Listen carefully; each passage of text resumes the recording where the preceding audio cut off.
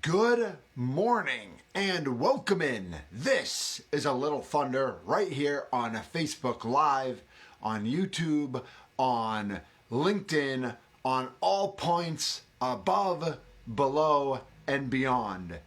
My name is Mitch Nellis, aka Thunder, and this is A Little Thunder. Thank you so much for being here. We are here every Monday through Friday, 7:30 a.m. Central Time. Right here on the Thunder MKE Facebook page. It's open and it's public, so feel free to join Thunder MKE, where we talk all things sports, community, society, a little politics, but really our lives, what's going on, what's new, what the updates are. Today is Thursday, March 11th. And as we are at March 11th, just trying to get my screen all set, we are at Thursday, March 11th. It marks 1 year ago today, March 11th, when the NBA pulled its players off the court, essentially spurring the shutdown of sports and the shutdown of life as we know it, life as we knew it, in America and worldwide. Worldwide, it was already starting to shut down, as we know. So let's take you back to March 11th. I know that my hands were raw. I know that I'd been singing the ABCs or the Happy Birthday song or some other songs while washing my hands day after day after day. I think I had some bleed. I think some of my knuckles up by my fingers were bleeding because it was so raw outside. We're here in Milwaukee, and doing that in the winter. There's a lot of dryness. There's a lot of cold. So that was a challenge. And I know that we were told to wash our hands all the time. We were using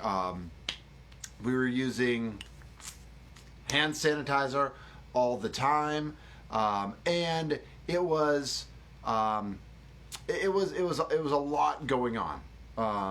We were visiting Barbie. Great to see you here this morning. I did straighten up a little bit. Thank you everybody for noticing. It was, so that's what we were doing. That's what we were told to do. That's what we were used to doing.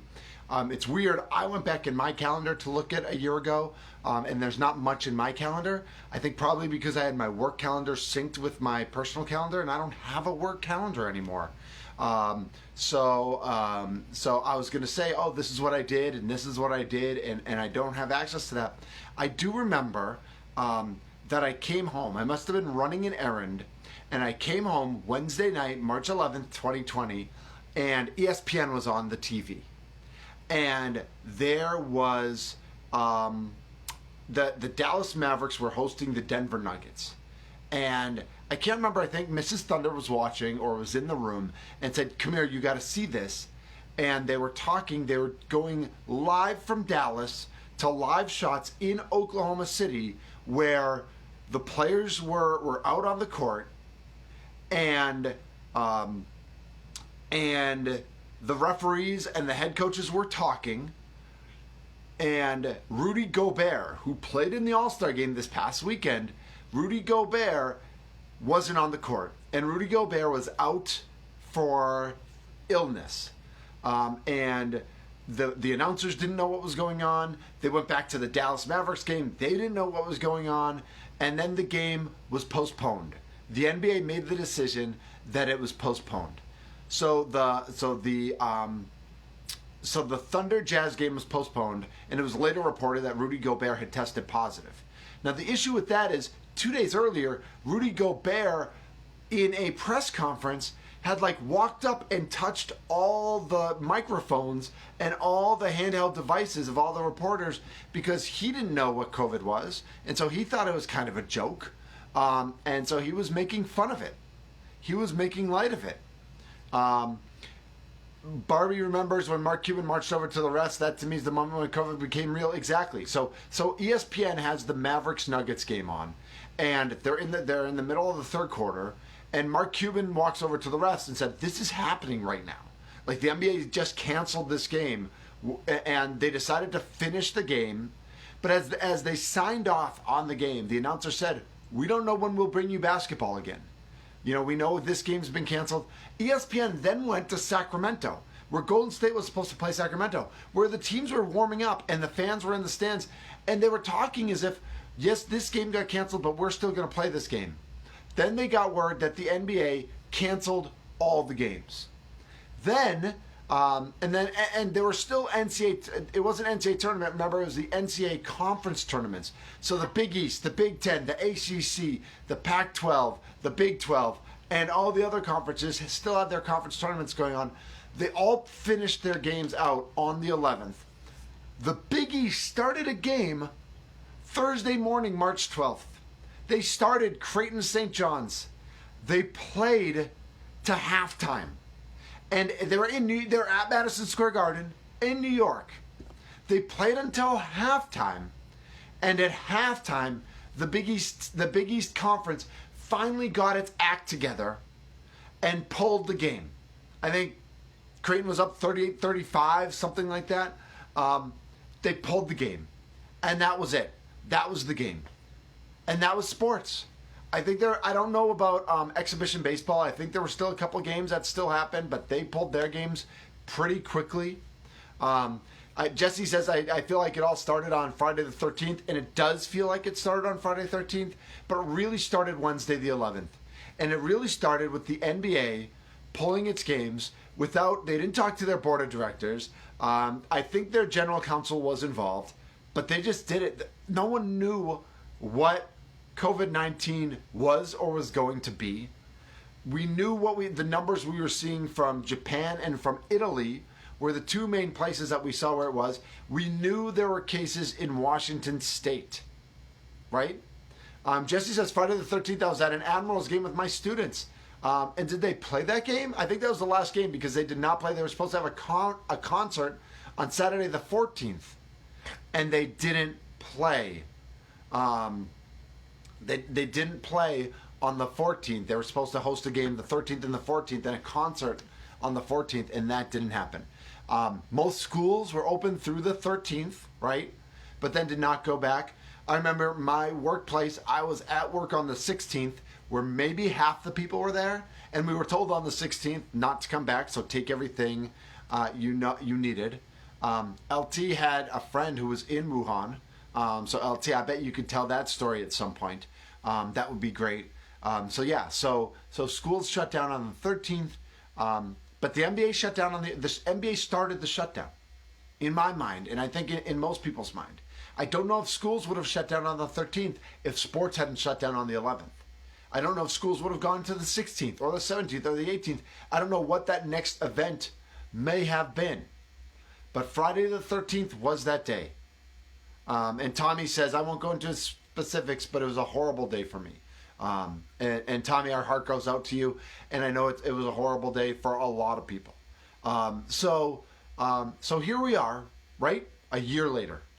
It is Thursday, March 11th. Yesterday, I had the opportunity to volunteer at a vaccine clinic where I was a greeter, and there were, one of our local pharmacies was running it, and people in groups 1A and 1B got to come and get their shots, and it was fantastic. Talk about an uplifting event that compared to where we've been month after month after month. And I know, everybody, there are articles up out there about all the silver linings. And the silver linings aren't jokes, right? The silver linings are real. The fact that we're spending more time with our family, more time at homes. I was talking with somebody yesterday about how the remodeling industry is doing really well because no one in the history of Earth has ever spent this much time at home. And so people want to make their inside spaces better and more productive because we're spending more time here. Sammy says, thank you for volunteering. Did you give everyone a dose of kindness? You know I did. You know I did. And that's what I was there for. Steve was there as well. He said it was fantastic to see. He was also volunteering. So there are silver linings, of course, but life is different. There's no doubt about it. And I think about March 11th, 2020, coming home, having no idea, right? The NBA even announced, we're shutting down, we're going to reevaluate in 30 days. So we didn't know. You know, when we sent our kids home with all their stuff, all the kids said, see you later. You know, we're going to go back and see, you know, we'll see you in a month. And it didn't exactly go that way. Eric Burke, who's a school administrator, says, Port hosted Nicolet and versus Whitefish Bay in a sectional semis. It was the last game.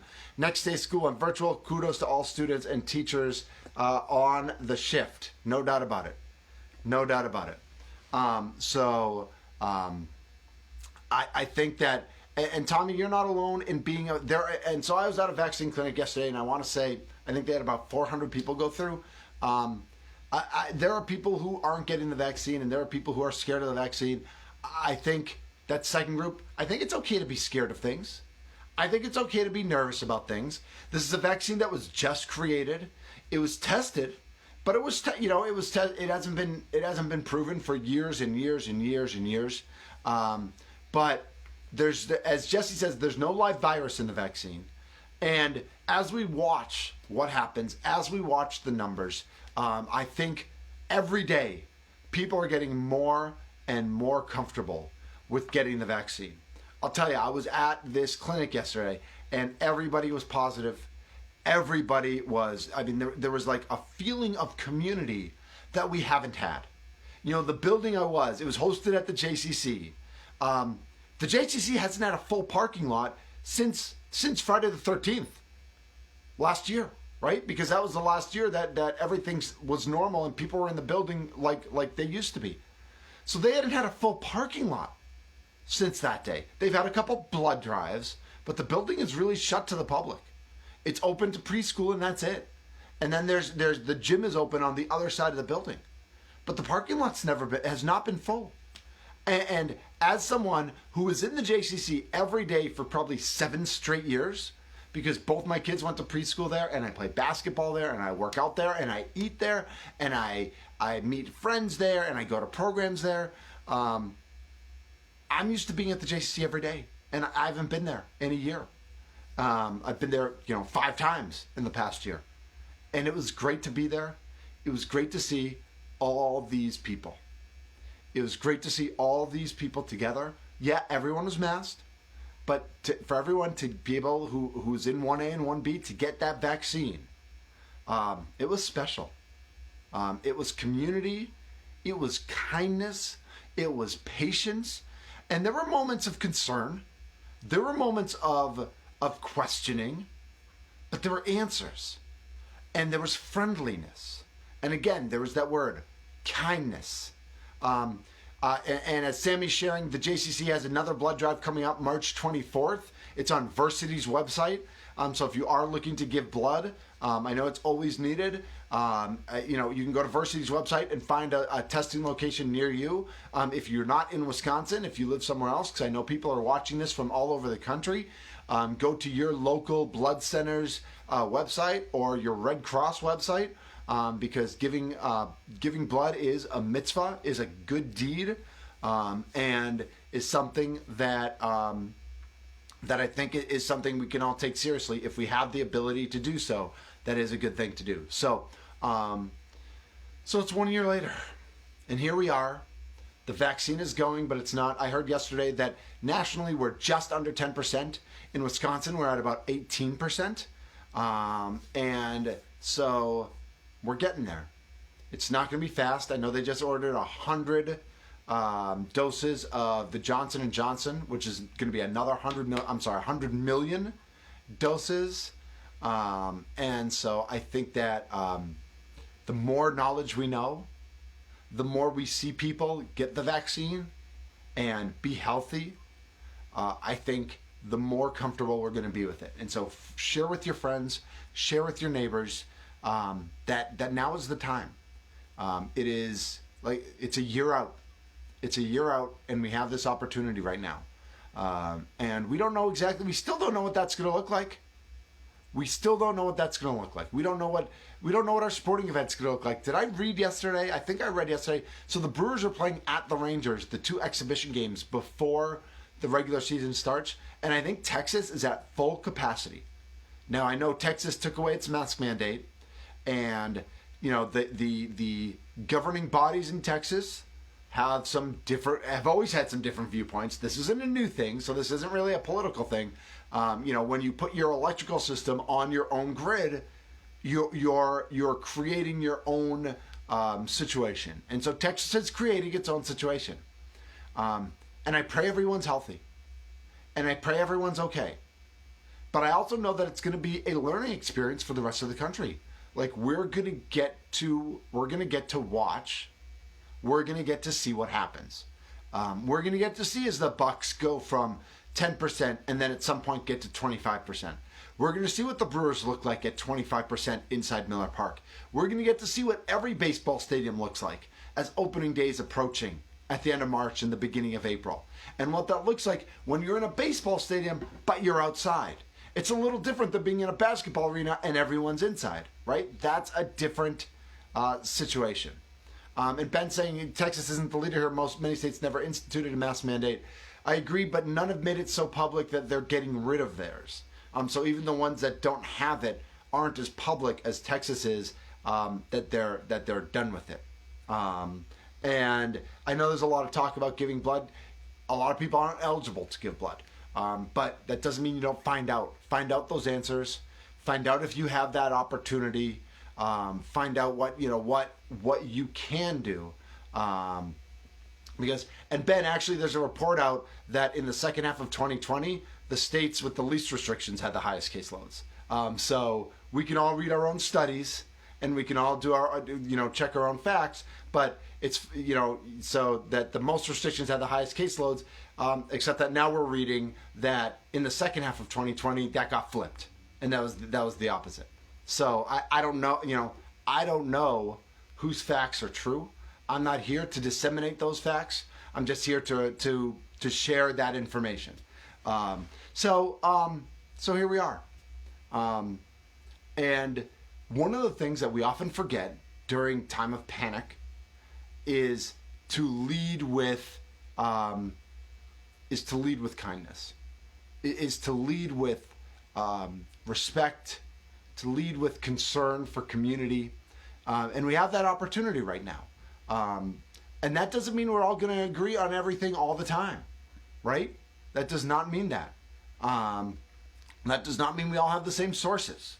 That does not mean we all have the same beliefs, whether it's religious or political or whatever it might be.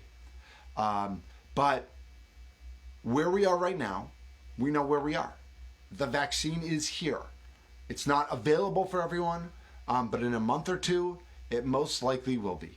So let's remember that. And I took us in the Wayback Machine today to a year ago today. But I remember walking into our family room. The TV's on and the announcers are there. There's a Mavericks Nuggets game on TV. But the announcers were just talking about what was going on in Oklahoma City. And they kept cutting to the NBA offices in New York and to the court in Oklahoma City. And sports, the NBA got shut down the 11th. Most other sports got shut down that night or the next day. There were some other sports that it took into the weekend. But by the time we got to Monday the 16th, schools were shut down and sports were shut down. It's a year later. I wouldn't say sports are back because they look a lot different. But sports, in a manner of speaking, sports are back. In a manner of speaking, schools are back or are on their way to being back. And the vaccine is here. So I am advocating for the vaccine. I know there are people who will not take it. I know there are people who cannot take it. I don't know if there are people who cannot take it. I do believe there are people who will not take it. I'm advocating for it. I'm not a medical professional. I'm just a guy who cares about you. and who cares about our community and who cares about everybody else. So let's care for each other. Let's be kind to one another. And we're all in the same, what is it? We're not all in the same boat. We're all in the same ocean. We're in many different boats. So whatever your boat is, let's head in the right direction. Thanks, everybody. This was great. Sorry, I feel like I got a little high level today, but that's the way it goes sometimes. Now, your charge today is to go make kindness contagious. And Courtney shares that today's officially 2 weeks from her second dose. Love it. Love it.